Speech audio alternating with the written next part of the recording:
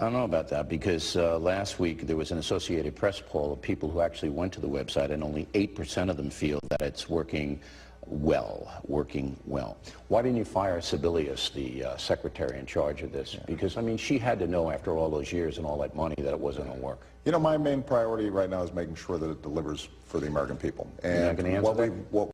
Yeah, there you go. Bill O'Reilly with Barack Obama before the Super Bowl. Welcome back, Steve Malzberg Show. Joining us right now is our friend Noah Rothman, editor and columnist from Mediaite.com. Hey, Noah. Hi, Steve. How you doing? Thanks Good. for having me on.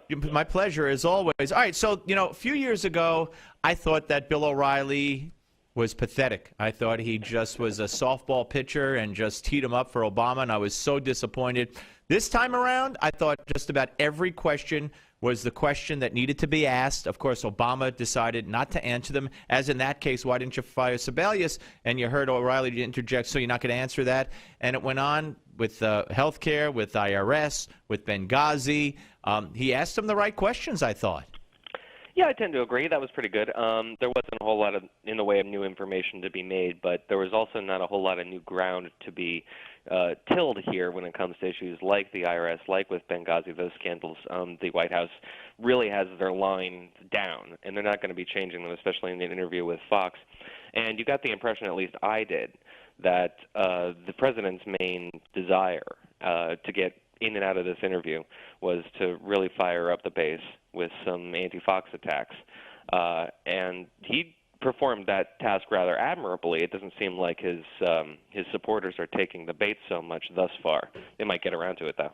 Yeah, okay. Well, let's listen to cut number 14 here, where he confronts him on a meeting with the former head of the IRS, Schulman, more times than any other cabinet member. Here it is.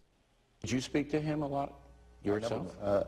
I do not recall meeting with him in any of these meetings that are pretty routine meetings. Okay, so you don't recall seeing Schulman, because what some people are saying is that the IRS was used at a local level in Cincinnati, maybe other places, to go after. Absolutely wrong. But how do you know that? Because we still don't know what happened there. Bill, we do. That's not what happened. Folks have, again, had multiple hearings on this. I mean, these kinds of things keep on surfacing, in part because you and your TV station will promote them. So, as you alluded to, the attack on Fox, you think he was just looking for a shot to get it in there, right?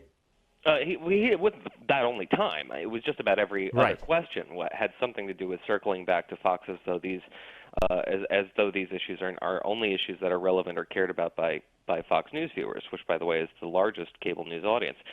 So it should be considerable. And the strategy there is, I mean, this isn't a unique perspective on my part, but the strategy there is to attempt some manner or fashion of getting the Democratic base refocused on 2014, because everybody on the cable news nets, on the web and in print, has been focused squarely on Chris Christie and Hillary Clinton in 2016.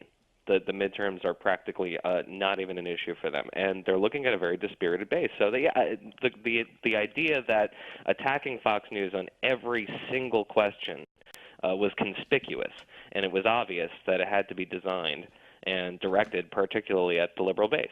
Let's move on, Noah. We're talking to Noah Rothman, editor at Mediaite.com, here on the Steve Malzberg Show, talking about Christie. The New York Times coming out last week with that story that originally said that Wildstein's lawyer said that Wildstein had proof that Christie knew about the lane closures while they were going on, which is different than saying he knew about it beforehand. But nonetheless, they changed that from reports that I've seen, or they changed it almost right away, to say that the lawyer says proof exists. So, I mean, that's a huge difference, and the piling on that went on in the wake of that story, where the Star-Ledger said if it's true, Christie should be impeached or have to resign, and all the vultures came out yet again over to me what was really a non-story. Yeah, it's a lawyer floating something with the design that most believe is to get his client at least partial immunity. so that he can testify. And that was spun wildly by the New York Times, and really credulously, actually, on their part, as being a fact, as this claim of this attorney who's clearly got an axe to grind here.